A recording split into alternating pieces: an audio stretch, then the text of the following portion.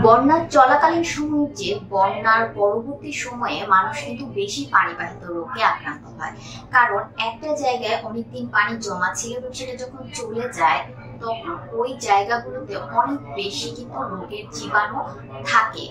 যেহেতু অনেক মানুষ একসাথে তখন থাকা হয়, তখন দেখা যায় এই জিনিসগুলো আসলে ছড়িয়ে যায় এবং মানুষ বেশি অসুস্থ হয়। বন্যা পরবর্তীকালীন সময়ে সুস্থ থাকার জন্য যে জিনিসগুলো করবেন তার মধ্যে প্রথমেই হচ্ছে কৃমিনাশক ট্যাবলেট গ্রহণ করা বা বাচ্চাদের জন্য সিরাপ সেটা গ্রহণ করা না। কারণ এই যে পানি চলে গেল এই তখন কিন্তু কৃমির উৎপাদটা অনেক বেড়ে যায়, আর কৃমি যদি হয় সেক্ষেত্রে অনেক বেশি অপুষ্টির শিকার হয় এবং সহজে অন্যান্য রোগ কিন্তু বাসা বাঁধতে পারে। 2 নম্বর হচ্ছে বিশুদ্ধ পানি গ্রহণ করা।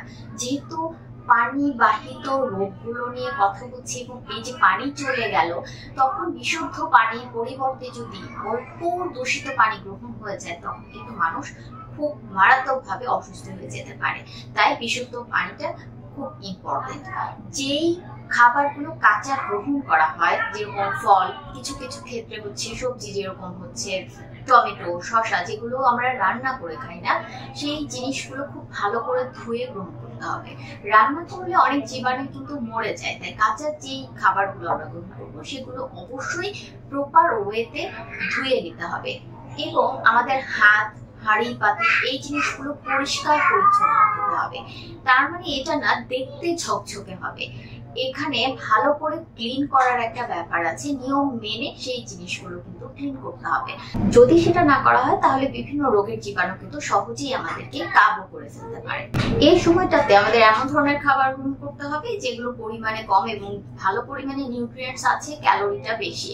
কারণ আমাদের একটা ক্রান্তিকাল গিয়েছে, আমাদের অনেক ক্ষয়ক্ষতি হয়েছে, তখন আমরা চাইলেই নানা পদের নানা বাহারি খাবার আমরা গ্রহণ করতে পারি না। তাই আমাদের এমন কিছু খাবার গ্রহণ করতে হবে যেগুলো হচ্ছে আমাদেরকে সহজে এনার্জি দিবে এবং এই যে একটা ক্রান্তিকালের সময় আমরা শারীরিকভাবে দুর্বল হয়ে গিয়েছিলাম আমাদেরকে সেটা রিকভারি করতে পারে। উদাহরণস্বরূপ বলি যে আপনারা অনেক বেশি ক্যালোরি পেতে পারেন পুডিং নামক একটা খাবার থেকে।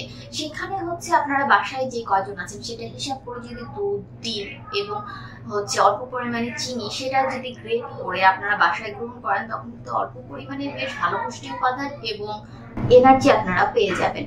এরকম নানা ধরনের খাবার এই সময়টায় গ্রহণ করতে হবে। ভিটামিন সি জাতীয় খাবার গ্রহণ করতে হবে, কারণ অ্যান্টিঅক্সিডেন্ট গুলো আমাদের রোগ প্রতিরোধ ক্ষমতাটাকে কিন্তু বাড়িয়ে তোলে। আপনাদের সকলের সুস্বাস্থ্য কামনা